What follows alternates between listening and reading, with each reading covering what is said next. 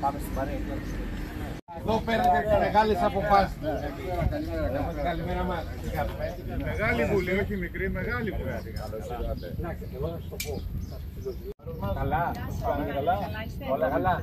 Έμαθα ότι θα μας ομορφύνετε εδώ στην περιοχή. Όλα καλά. Χρειαζόταν αυτό, είναι έργο πνοής.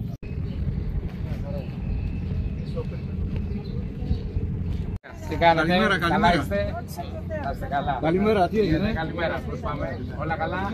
Εντάξει, είναι το Δημοτικό Λιμενικό Ταμείο Μεγάλης Οροπού.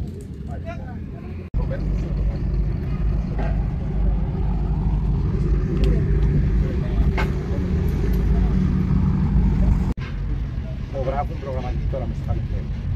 Τελειώνουμε λιγάκι τις കാര്യές. Αυτή την προεδρία θα γίνει. Σοβαρά. Μια χαρά, μια χαρά.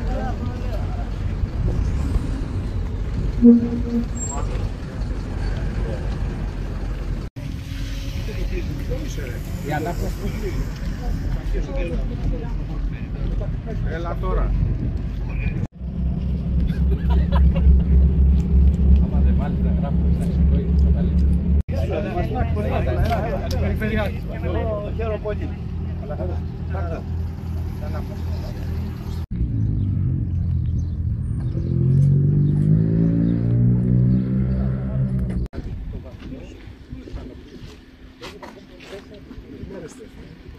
Έχω διώξει φάτζι κάποιο στάρι.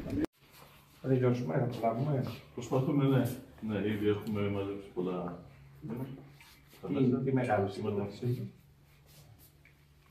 Πολλά μερικά. Δίκτυα συνδέσεις, Πολλά... δεν τα έχεις κάνει. Έχει ρεύμα. Ναι, ρεύμα έχει μπει. Ναι. Έχω.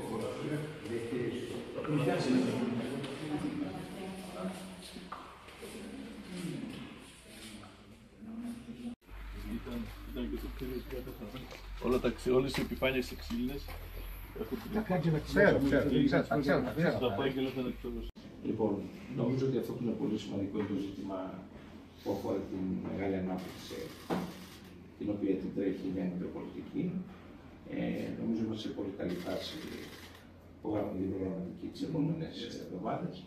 Λοιπόν, και επίσης έμαθα ότι στην πρόσκληση που ανοίξαμε καταθέστηκε πρόταση για ένα βρεφονιπιακό στον Αυλώνα.